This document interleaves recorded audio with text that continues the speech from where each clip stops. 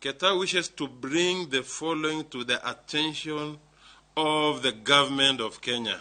Number one, GDC's main operation mean that is drilling in Baringo, has been altered since mid-January 2023 due to freezing of accounts by a rogue contractor. This has cast aspersions and threatening the engagement of our members. This follows a case on poor contract closure and wanting representation during proceedings, resulting in an unavoidable award. We want our salaries to be reinstated.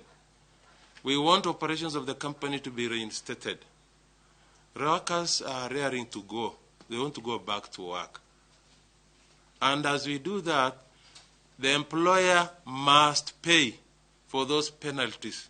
The employer must pay those interests employees have been surcharged by the banks and SACCOs. Currently, Stima SACCO has paid very good dividend to its employees.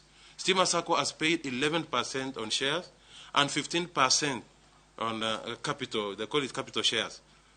But it is unfortunate that no single GDC employee has gotten even a single cent from the dividend. Why?